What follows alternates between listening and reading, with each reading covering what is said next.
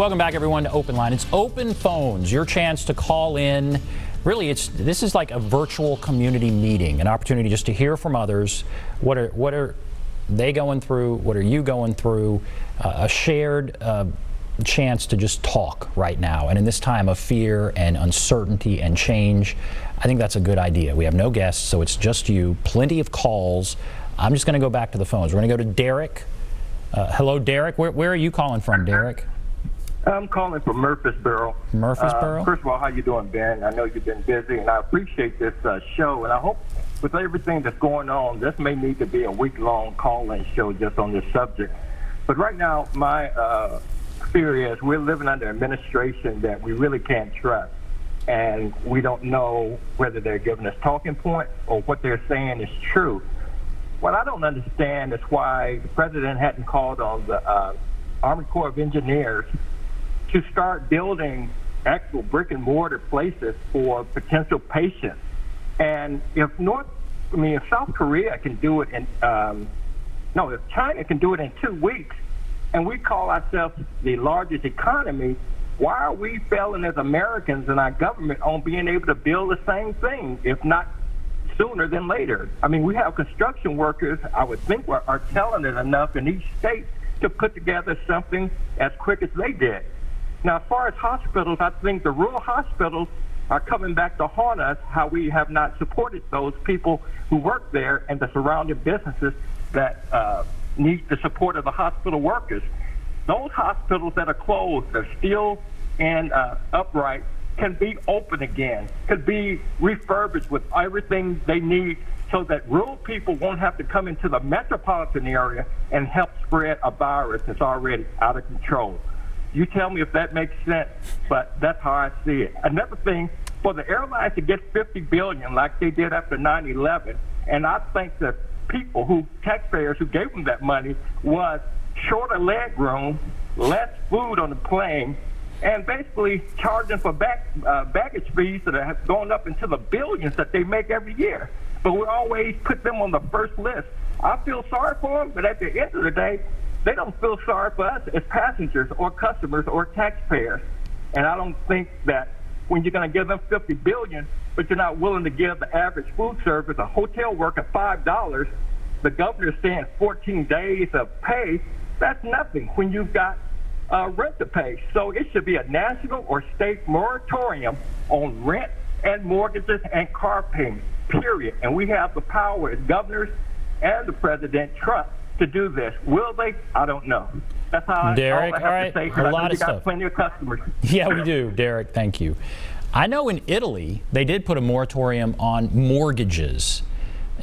So it's one thing to say, all right, you don't have to pay your rent, but then the owners of places still have to pay their mortgage. It would be very interesting if there were a moratorium on mortgages, or at least a freeze or something. I have not heard that discussed. I have heard discussed stimulus money going directly to the American people, $1,000 going directly to people. I heard it discussed. I haven't heard anything passed at this point.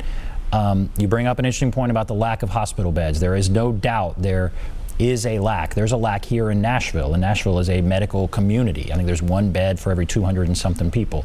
You get outside of Nashville, it's one bed for every 3,000 people, or even more. So yes, that is an issue. That is a major concern. You mentioned China, and I read, and that's where we are now. I read, and I trust the source that I read it from, that things are improving there. That some of these makeshift places that have been built, added onto hospitals, where hospital beds were added, are beginning to close down dramatically. And so that is good news. That means there hopefully is an end in sight, and let's hope that's accurate, but I throw that out there. Derek, thanks for the call. Let's go to Ann. Hello, Ann?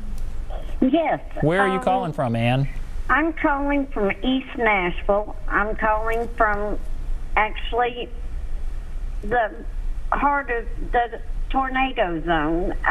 Although I was not injured or damaged, I have a daughter that was affected by the tornado, and she's now been affected by COVID-19 and has lost her income on top of everything else.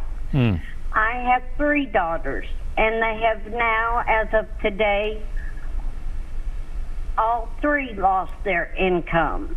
Oh, no. So COVID-19 has, on top of the tornado, affected all of my children.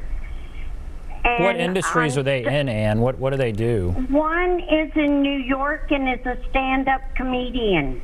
Okay. So she's not even in Tennessee. She was the first one that was told to stay at home.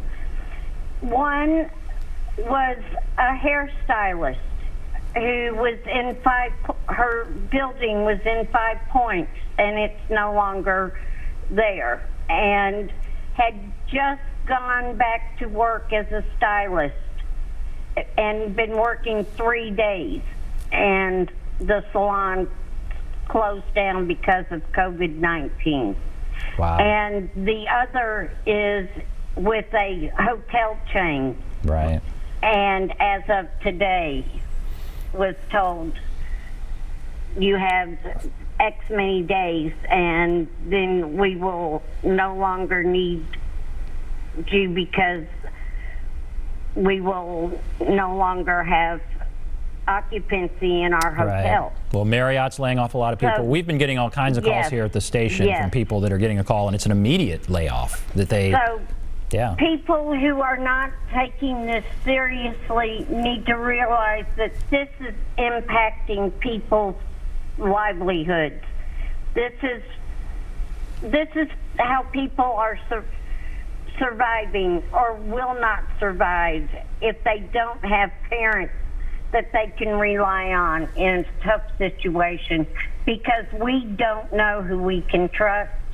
I know the frustration my daughter has gone through in the last 3 weeks just with federal red tape, and now she has to start with the Tennessee red tape with COVID-19.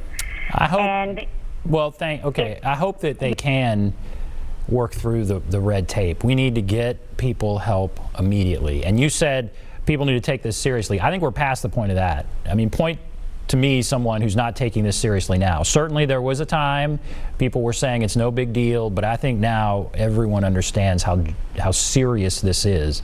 Certainly it's serious economically, certainly the health is serious. Yeah, I think we're past the point of not taking this seriously. All right, we're going to take a break. Rochelle, Martin, Asbale, others, hold on the line. I'll take your call. I'll be back right after this.